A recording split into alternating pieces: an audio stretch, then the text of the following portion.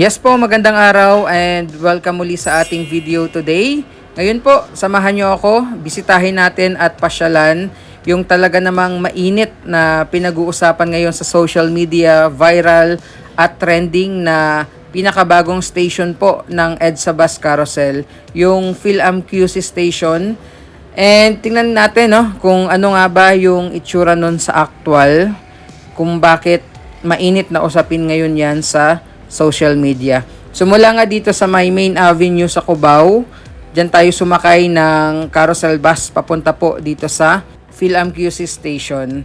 At kung madalas at suki nga kayo ng EDSA Carousel Bus, mapapansin nyo na yung mga stations nila, kung hindi po sa mga MRT stations, ay madalas footbridge po yung dadaanan. And obviously, hindi siya ganun ka PWD friendly, ganun din sa mga senior citizen na kababayan natin. And in order nga na maging accessible ito para din sa mga PWDs, senior citizen, yung mga pregnant women po na mga biyahero, ay may mga ginagawang efforts yung ating gobyerno, gaya nga po nung paglalagay ng mga elevator. At dahil nga doon sa elevated ramp papunta doon sa elevator dito sa may Phil-Am QC Station, kung kaya't naging trending at usapin yan sa social media.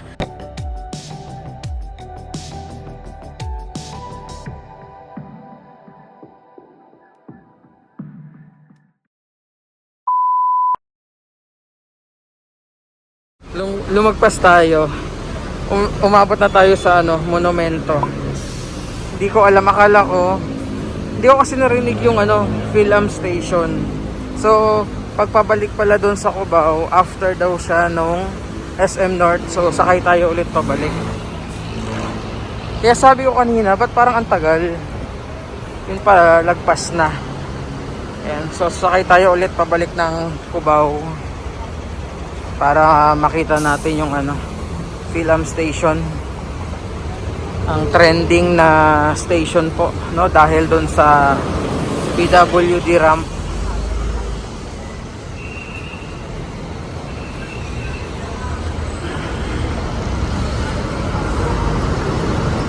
At dahil lumagpas nga tayo, umabot tayo ng Monumento Station. So dito na talaga tayo sumakay sa harapan para makita natin yung pinaka signboard kapag dumating na tayo sa iba't ibang mga stations nga ng EDSA Carousel Bus. Ayan. So ito po, sigurado na. Kaya tara, biyahe ulit tayo pabalik.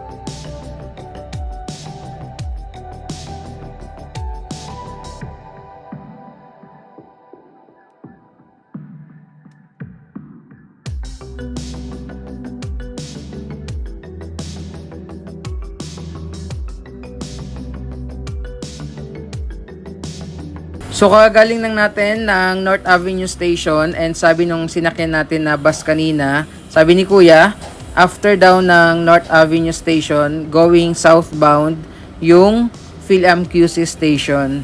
And ito, sigurado na dahil nakikita na natin yung mga pangalan ng iba't ibang mga stations nga nitong EDSA Carousel Bus. And abangan nyo po mamaya kung ano nga ba yung mga makikita natin doon.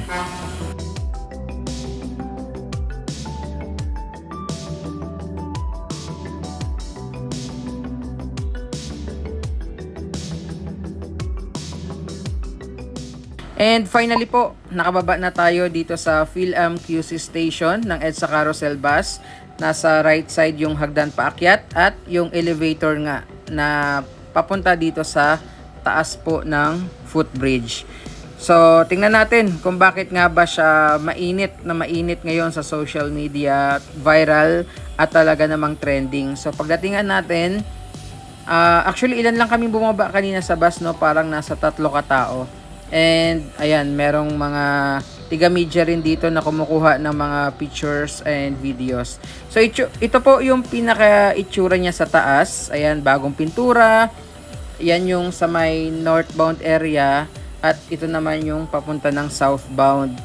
At ito na nga yung talagang pinag-uusapan sa social media na elevated ramp papunta doon sa elevator para sa mga kababayan natin na mga PWDs or senior citizen, no, para nga mas maging accessible para sa kanila itong EDSA Carousel Bus. And ayan, dito naman yung sa may southbound area. Pasilip ko muna sa inyo yung pinaka elevator naman dito.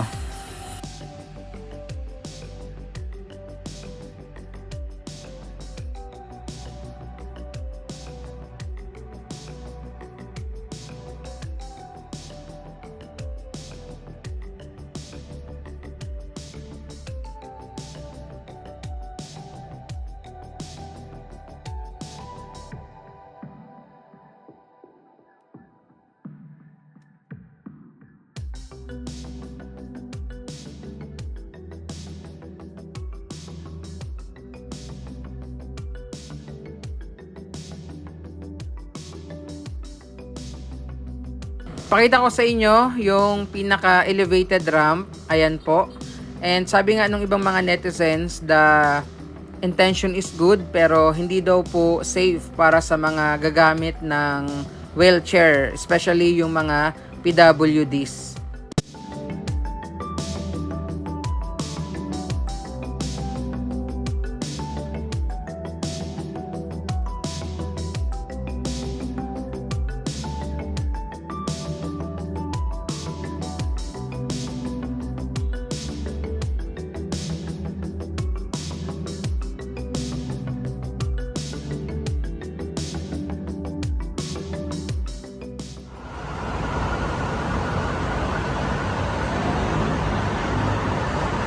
So dito sa kabila, ito yung hagdan.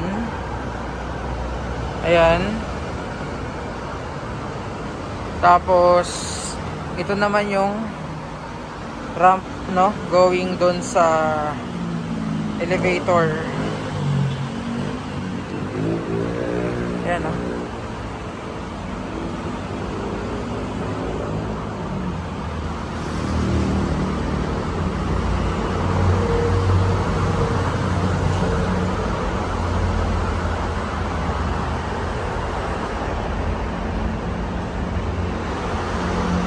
So ito yung dagdag na station nga ng EDSA Carousel Bus dito sa QC, no, around QC area, yung PhilAm station.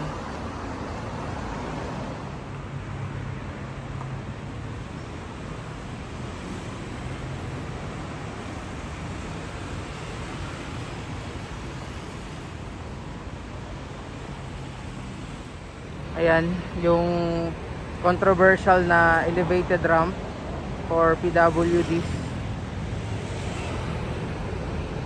So ito naman is papunta dito sa elevator. Ayan. Kasi kung mapapansin nyo, no, most ng mga stations ng ating EDSA Carousel Bus ay hindi siya PW friendly, no. Kadalasan mga footbridge or overpass and stations ng MRT3. Kaya ayan, may mga dagdag na stations ngayon na somehow PW friendly, pwede sa mga naka-wheelchair. So akit na tayo ulit, balik na tayo ng Cubao.